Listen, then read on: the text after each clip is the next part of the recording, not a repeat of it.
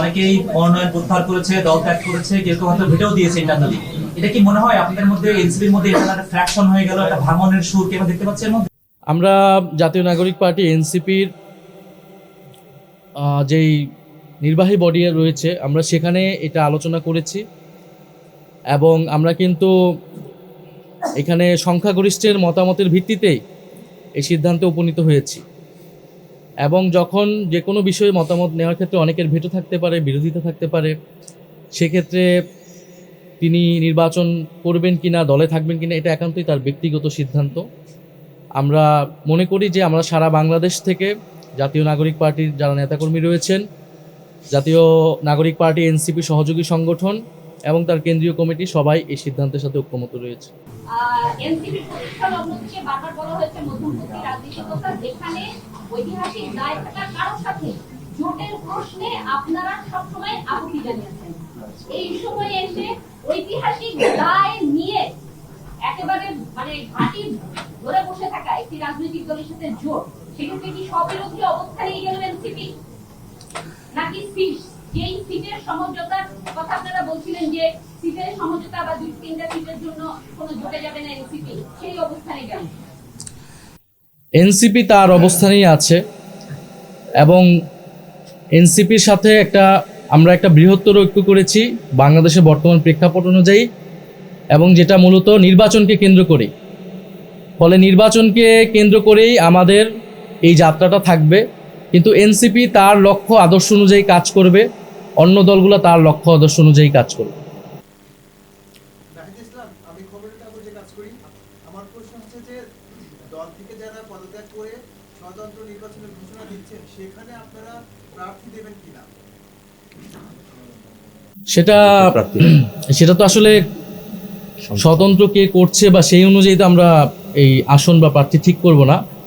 আমরা আমাদের যে লক্ষ্য উদ্দেশ্য, সেই লক্ষ্য উদ্দেশ্যে যারা ঐক্যমত এবং যারা নির্বাচনে জয়লাভের সম্ভাবনা বেশি থাকবে, মাঠে কাজ করেছে এতদিন, প্রার্থী হিসেবে জনগণের কাছে তারা নিজেদেরকে গ্রহণযোগ্য হিসেবে পরিচিতি লাভ করাতে পেরেছে, আমরা তাদের মধ্য থেকে আমাদের যারা সর্বোচ্চ, যারা ভালো, তাদেরকে আমরা প্রার্থিতা দিব।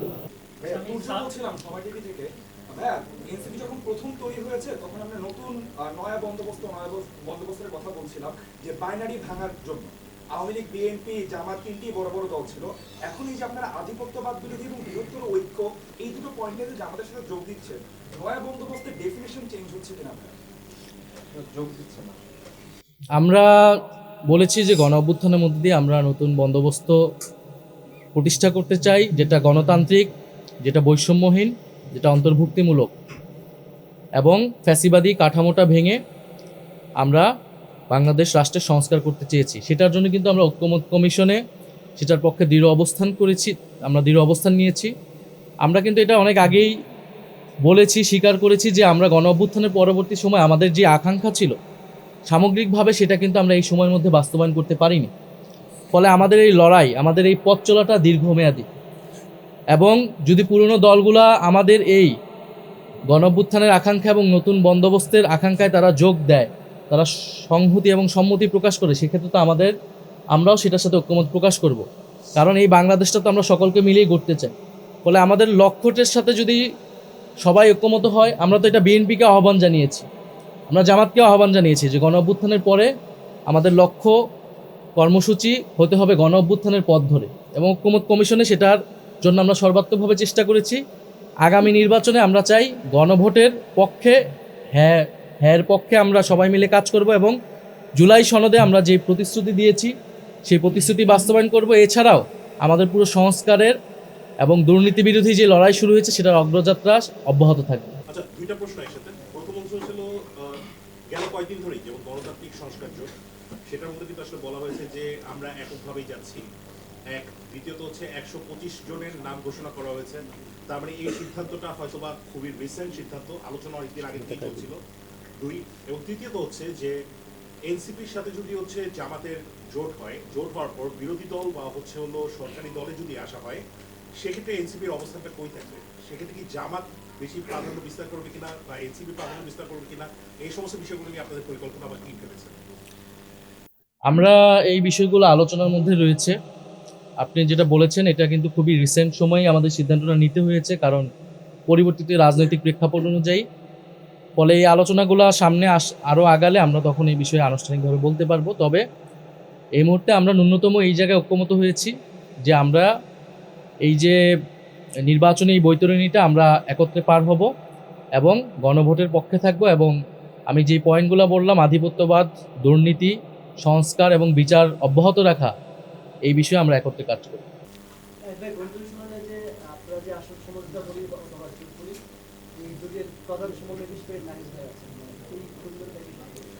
না, আমরা এই ধরনের কোনো আলোচনা হয়নি। আমরা আপাতত নির্বাচনী সমঝোতা এতটুকুই ঐক্যমত হয়েছে এবং এই আলোচনাগুলো পরবর্তীতে আগাবে।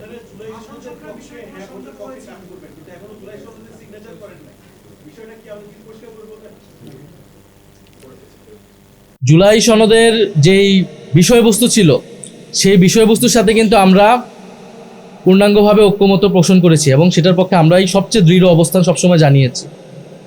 কিন্তু আমরা সেই সময় বলেছিলাম যে জুলাই সনদ আদেশ যেটা হয়েছে সেই আদেশ ছাড়া আমরা তাতে স্বাক্ষর করতে পারবো না, এবং যে আদেশ হয়েছে সেই আদেশে নিয়ে কিন্তু আমাদের অনেকগুলো সমালোচনা ছিল। ফলে এখন কিন্তু জুলাই সনদে আমাদের স্বাক্ষর করা না করা এটার জন্য কোনো কিছু আটকাবে না, কারণ আদেশ হয়েছে এবং সেটা গণভোটে যাবে। ফলে গণভোটের পক্ষে আমরা সমর্থন জানিয়েছি এবং জুলাই সনদের পক্ষে আমরা সমর্থন জানিয়েছি। আমার একটা প্রশ্ন ছিল যে আপনার গতকালকে আপনাকে কেন্দ্র করে 30 জন আপনাদের কেন্দ্রীয় নেতা একটি চিঠি দিয়েছেন, তো সেই চিঠি পরে কি আপনারা তাদের সঙ্গে বসেছেন কিনা এবং নতুন কোনো সিদ্ধান্ত আছে কিনা, তারা কিছু বলেছে কিনা, তাদের বিষয়ে আপনারা কি সিদ্ধান্ত নিয়েছেন? আমাদের এখানে যে কোনো সিদ্ধান্তের ক্ষেত্রে দ্বিমত থাকতে পারে, বিরোধিতা থাকতে পারে, সেটা তো আমি পরিষ্কার করলাম। সেক্ষেত্রে ব্যক্তি সিদ্ধান্ত নেবে, কিন্তু এটা একটা সামষ্টিক সিদ্ধান্ত এবং সংখ্যাগরিষ্ঠ তারা কিন্তু আমাদের কাছে জানিয়েছে যে তারা এটার সাথে ঐক্যমত পোষণ করছে, সম্মতি রয়েছে। যারা বিরোধিতা করছে তাদের সাথে আমরা কথা বলবো, তাদেরকে আমরা আরও বোঝানোর চেষ্টা করব। আশা করি তারা এনসিপির এই সিদ্ধান্তের সাথে থাকবে।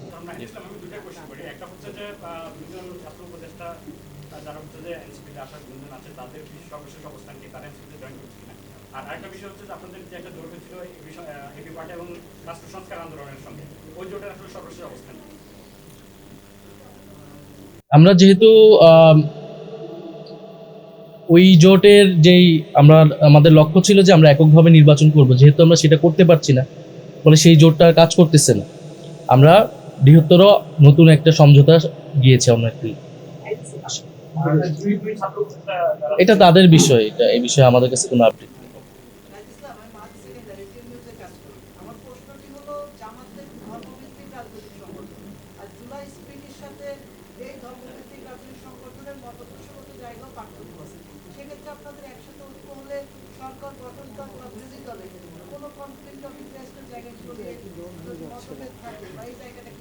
আমি তো এটা পরিষ্কার করেছি, আমাদের ন্যূনতম কিছু বিষয়ে ঐক্যমত রয়েছে। আমরা তো এটা সামগ্রিক বিষয়ে কোনো ঐক্য বা আদর্শিক ঐক্য হয়নি, এটা একটা নির্বাচনী সমঝোতা।